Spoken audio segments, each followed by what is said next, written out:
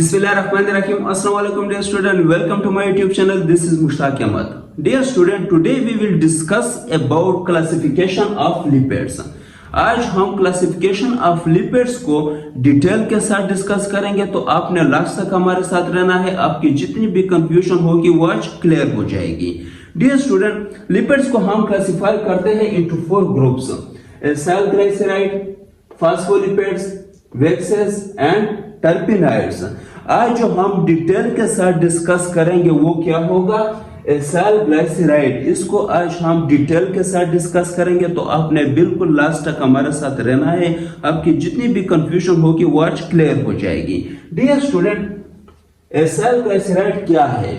इसको हम और नाम भी देते हैं, तो ये मस्ट आपने एमसीक्यूज के लिए याद रखना है। इसको हम कहते हैं ट्राइग्लाइसराइड या फिर एसाइल ग्लाइसरॉल। ये दो नाम आपने मस्ट एमसीक्यूज के लिए याद रखने हैं। क्लियर कि इसको हम ट्राइग्लाइसराइड भी कहते हैं और इसको हम एसाइल ग्लाइसरॉल भी कहते हैं, तो ये मस्ट आपने एमसीक्यूज के लिए याद रखना है। डियर स्टूडेंट, एसाइल ग्लाइसराइड क्या है? What is acyl glyceride? Type of lipid contain 1 glycerol and 3 fatty acid. Dear student, ये किस्म है किसकी? लिपिड की, जिसमें एक ग्लाइसरॉल मॉलिक्यूल होगा और 3 फैटी एसिड के मॉलिक्यूल होंगे। ये पॉइंट मस्ट आपने याद रखना है कि एसाइल ग्लाइसराइड में एक ग्लाइसरॉल होता है और 3 फैटी एसिड होते हैं। ये दोनों जब कंबाइन होते हैं तो वो क्या बनाते हैं? एसाइल ग्लाइसराइड। ये पॉइंट मस्ट आपने याद रखना है कंसेप्ट के साथ। क्लियर? इसमें सिर्फ ये दो चीजें हैं। फर्स्ट वन इज ग्लाइसरॉल 1 और दूसरा क्या है? 3 फैटी एसिड। क्लियर? तो ये दोनों जब कंबाइन होते हैं तो वो क्या बनाते हैं? Acyl glyceride. Dear student, it present as animal fats and vegetable oil. ये आपको एनिमल फैट्स के फॉर्म में मिलेंगे और दूसरे ये आपको वेजिटेबल ऑयल के फॉर्म में मिलेंगे। तो ये पॉइंट मस्ट आपने याद रखना है। और बहुत सारे इसमें कंफ्यूज होते हैं कि ये कहां पर होते हैं, किस फॉर्म में होते हैं। डियर स्टूडेंट, ये आपने मस्ट याद रखना है कि एनिमल की जो चर्बी होती है, जो जानवरों की चर्बी होती है, एनिमल फैट्स, तो ये उस फॉर्म में आपको मिलेगा, पहली बात। दूसरा, ये आपको प्लांट्स के सीड से या वेजिटेबल के ऑयल्स जो होता है उस फॉर्म में ये आपको मिलेगा। तो ये आपने मस्ट याद रखना है। डियर स्टूडेंट, इसका अगर हम स्ट्रक्चर देखें तो जिस तरह हमने पहले डिस्कस किया था कि इसमें एक ग्लाइसरॉल होता है और 3 फैटी एसिड होते हैं। क्लियर? तो यहाँ पर ये जो स्ट्रक्चर है ये क्या है? ग्लाइसरॉल का है।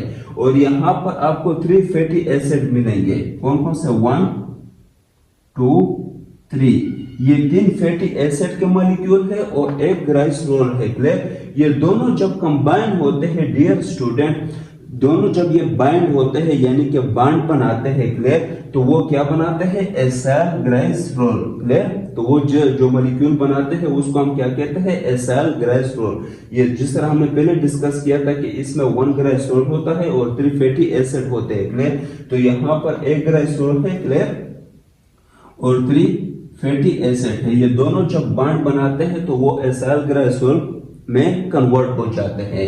और यहाँ से एक मॉलिक्यूल जो है वाटर का रिमूव होता है, तो यहाँ पर जो है वो 3 फैटी एसिड है, तो यहाँ पर आपको 3 वाटर के मॉलिक्यूल भी नजर आएंगे। तो 3 वाटर के मॉलिक्यूल अलग हो जाते हैं और साथ में एसाइल ग्लाइसरॉल का मॉलिक्यूल भी बन जाता है। तो डियर स्टूडेंट, अब हम डिस्कस करते हैं कि ग्लाइसरॉल कहाँ पर होता है और ये क्या है और फैटी एसिड क्या है। ग्लाइसरॉल क्या है? What is glycerol? 3 carbon compound. Dear student, ये मस्ट आपने एमसीक्यूज के लिए याद रखना है कि जो ग्लाइसरॉल है ये 3 कार्बन कंपाउंड्स है, यानी ये वो कंपाउंड है जिसमें 3 कार्बन होते हैं। Clear? Next, provide backbone OH group attach to each carbon. Dear student, ये मस्ट आपने याद रखना है कि यहाँ पर देखो आपको नजर आ रहा होगा कि OH ग्रुप जो है वो अटैच है किसके साथ? हर एक कार्बन के साथ। OH group attach to each carbon. Clear? Next, provide backbone for acyl glycerol. Dear student, जो एसाइल ग्लाइसरॉल है उसके लिए ये बैकबोन प्रोवाइड करता है, एज ए बैकबोन काम करता है। क्लियर? तो ये बात आपने मस्ट याद रखनी है। Next, fatty acid. Fatty acid क्या है? Long hydrocarbon chain. ये एक लॉन्ग हाइड्रोकार्बन चेन होता है। Clear? Contain even number of carbon atom. ये बात मस्ट आपने एमसीक्यूज के लिए याद रखनी है कि इसमें जो कार्बन एटम होते हैं वो इवन में होते हैं, क्लियर, यानी कि 2, 4, 8, 10, 12, 14, 16 अप टू 28 तक इसमें आ सकते हैं, clear.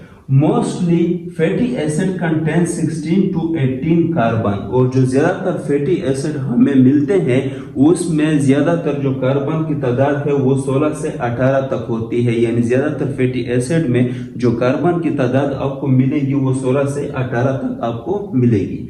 Dear student, types of fatty acid, अब हम डिस्कस करेंगे जो फैटी एसिड के टाइप्स है। डियर स्टूडेंट, फैटी एसिड को हम दो टाइप्स में डिवाइड करते हैं। First one is saturated fatty acid and next is unsaturated fatty acid. तो ये दो किस्मों में हम फैटी एसिड को डिवाइड करते हैं।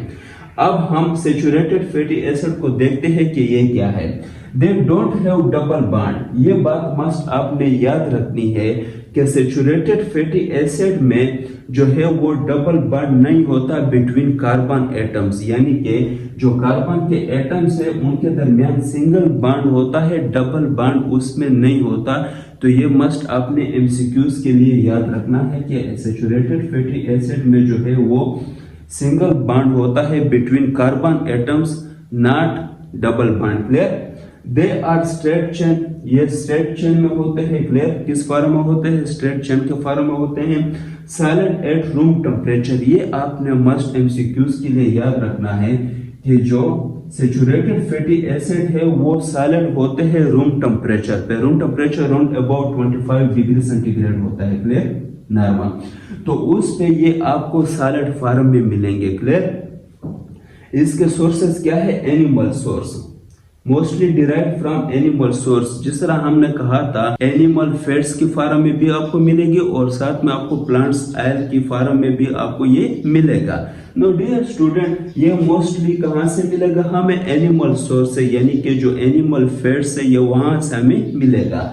Next, their products are called fats. यहाँ पर भी हमने कह दिया कि इससे जो प्रोडक्ट यानी एनिमल से जो चर्बी निकलती है उसे हम क्या कहते हैं? फैट्स कहते हैं, क्लियर। एग्जांपल क्या है? ब्यूटेरिक एसिड, ये 4 कार्बन कंपाउंड होता है और ये कहां पर होता है? बटर में। अब बटर जो है वो कहां से आता है? एनिमल से आता है, क्लियर। नो डियर स्टूडेंट, मुझे उम्मीद है कि ये आपको क्लियर हुआ होगा। नेक्स्ट क्या है? Unsaturated fatty acid. Unsaturated fatty acid क्या है? They have 1 or more double bond. Dear student, जो मेन डिफरेंस है between saturated fatty acid and unsaturated fatty acid, उसमें जो मेन डिफरेंस है वो क्या है कि इसमें कोई भी आपको डबल बॉन्ड नहीं मिलेगा between carbon atoms. But unsaturated fatty acid में आपको एक या एक से ज्यादा डबल बॉन्ड मिलेंगे बिटवीन कार्बन एटम्स। तो ये मेन डिफरेंस आपने याद रखना है।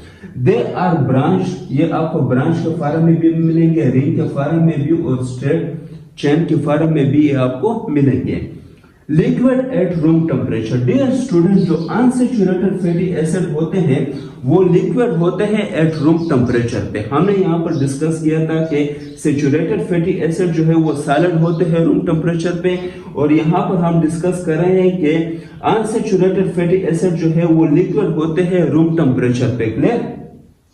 There product are called oil, और ये जो है ये अनसैचुरेटेड फैटी एसिड जो है ये क्योंकि लिक्विड होता है और ऑयल भी लिक्विड होता है, क्लियर। नॉर्मल जिस तरह हम घी वगैरह का यूज करते हैं तो वो क्या है? फैट्स है, यानी वो सॉलिड है। घी आपको सॉलिड फॉर्म में मिलेंगे eight room temperature, but oil आपको लिक्विड फॉर्म में मिलेगा घर में, किचन में, रूम टेम्परेचर पे। तो ऑयल जो है वो क्या है? अनसैचुरेटेड फैटी एसिड है, ये बात आपने मस्ट याद रखनी है। और घी जो है ये क्या है? सैचुरेटेड फैटी एसिड है, clear. Their product are called air, इसके प्रोडक्ट जो है वो ऑयल होता है, जिस तरह अभी हमने डिस्कस किया। इसका एग्जांपल क्या है?